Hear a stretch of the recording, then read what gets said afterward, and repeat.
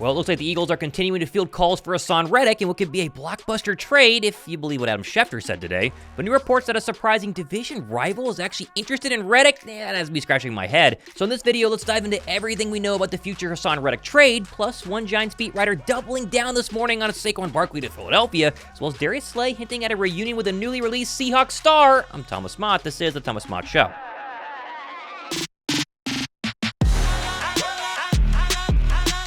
Just in case you're wondering if Jason Kelce was going to go quietly into the night following his tear-filled Monday retirement, well, this video of him jumping into a burning table yesterday seems to indicate that's not a part of his future plans. Pair that with him being spotted at the Cavs-Celtics game last night in his home state of Ohio, where he received this massive Jumbotron tribute, which was really nice, plus a custom jersey courtside with his brother, and it seems like Kelce is here to stay, and I think we all can be happy for that. Although I'll say the best video wasn't either of those two, it was this one of Kelce yesterday, released by the Eagles on their social media accounts, where he was thanking all the Eagles staff from the cafeteria to the trainers and in between for their hard work throughout his career. I don't know that I have much speeches left in me today, but I just, thank you so much for everything that everyone in here does and means to this organization and to the players. I mean, you guys are incredible. I can't thank all of you enough. It's been an honor to work here with all of you. I don't know. That's about it. Thank you.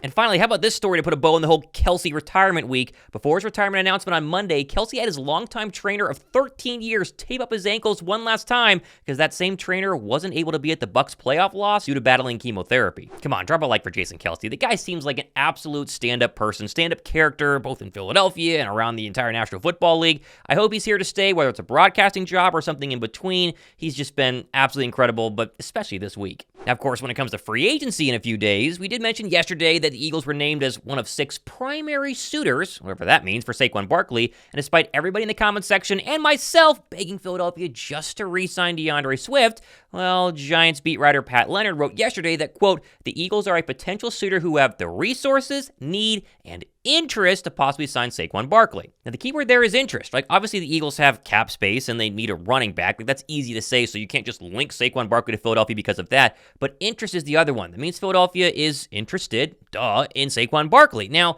again, you still got to convince me that Howie Roseman is prepared to spend big bucks on a big-name running back free agent because historically, that's just not been his MO. And I think part of this stems from the Eagles' history with big-name backs like Darko Murray with his 5-year contract worth over $40 million, 20-plus guaranteed, plus the same offseason they signed Ryan Matthews to a 3-year deal worth over $11.5 million. And I guess with those two completely flaming out and not being good signings by Philadelphia at all, you can see why the Eagles have been very reluctant to sign even their best internal running backs like Shady McCoy to multi-year contracts after they left Philadelphia. Plus, I've seen nobody mention the fact that Saquon Barkley wasn't that great in 2023. Like, he wasn't bad, but he didn't get to 1,000 yards like DeAndre Swift and only had 100 yards rushing in one game, the overtime game against the New York Jets defense. That was it. He also only had 2 multi-rushing touchdown games all of last season. Now, I'm not saying that Saquon Barkley is washed or that he's trash or that he wouldn't be good behind the Eagles' offensive line. It's not true. He definitely would be. But the only way I'm signing Saquon Barkley is if he wants to take a team-friendly deal, probably not, to be able to play his former team, the Giants, twice a year and enact revenge. Now, speaking of playing with division rivals, the Haason Reddick sweepstakes, they seem to be heating up, at least based on what we heard from the NFL Combine.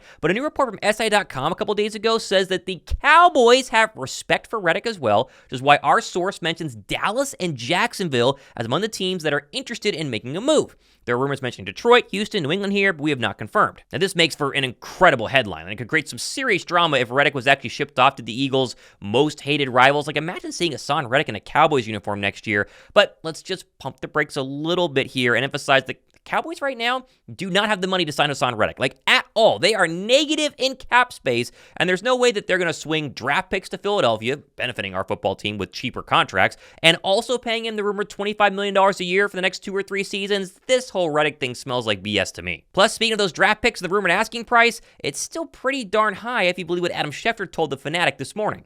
Well, I think all options are on the table right now, when it comes to him. And I think that if they were to get a fair trade offer, I think that they could be open to that. What do you think that would be, a fair trade offer? I don't know. The issue is somebody's got to pay him, right? So my guess would be a 2. 2 and something. Is that too much? Maybe it's a 3 and a 5. Maybe it's something like that, some combination of picks. But that would be, I think, the general vicinity of what I would guess would be what they were looking for. But I don't know ultimately what they'll get, if they'll deal them, or what the deal will be. I would say a more likely contender would be the new rumors that the Texans have expressed interest. That's a team with cap space, draft picks, and need for pass rushers as they try to go all in this year with C.J. Stroud's rookie deal, but also the possibility of the New England Patriots, who apparently have made a call and expressed interest as well. If you could somehow get the Patriots to send you their second-round draft pick, number 34 overall, because they have the third overall draft pick, so it's a pretty good deal, that would make me very interested in a Reddick trade. Now, does that mean I want to get rid of Haason Reddick? No, but if you have to, if someone offers you number 34 overall and then you don't have to pay him, you have to at least consider it, right? In the end, though, you still have to prove to me that a team is actually willing to give up a second-round draft pick and then pay him $25 million for the next 3 years in order to sign Haason Reddick. Like I've said it a million times, he's still great. He's probably still elite, but age catches up to everybody, and Reddick won't be that exception. My hope is he's going to take $20 to $18 million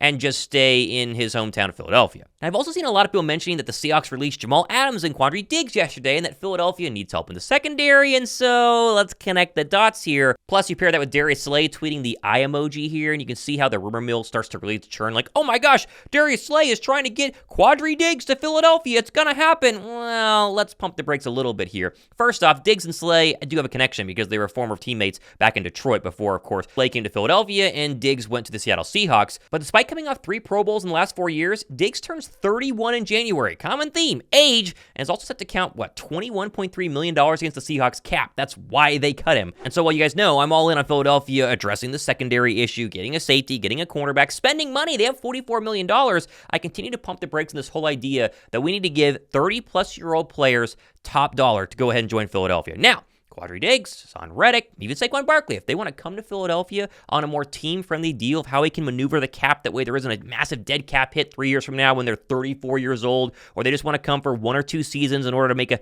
run at a chip, I'm all for it. Quadree Diggs is fantastic. He's a really, really, really good secondary player. Jamal Adams, I'm a little bit iffy on that. But again, these people want one final contract. They want one final big signing, and I don't want Philadelphia to be the people to have to foot the bill going forward when they're 31, 32, and 33 years old. We got to remember, this gets lost. I mean, come on. Philadelphia still has to extend Devontae Smith, and they need to go ahead and extend superstar left guard Landon Dickerson. Like, both of those contracts have to happen first. And, of course, that's not going to take a lot of money from the cap this year because it's going to spread out over 4, 5, 6 years, whatever the deal is going to be. That needs to be done first before you could go ahead and be a mega spender in free agency and try and find some of these aging stars who still have a little bit left in the tank. Now, I'll keep emphasizing, I don't know what Philadelphia's going to do. I mean, we keep hearing rumors, and I said it yesterday, the NFL Combine is rumor central. Like, all you hear at the NFL Combine is that everybody's being traded or signing with every team. Everybody has a hint about this team or that player going here. What actually comes true, though, is a lot less dramatic than what the Combine says. However, we do get all this figured out next couple of days, really next couple of weeks heading into the next week, because that's when the new league year starts, and you can officially start talking to people, and that's when it's like, okay,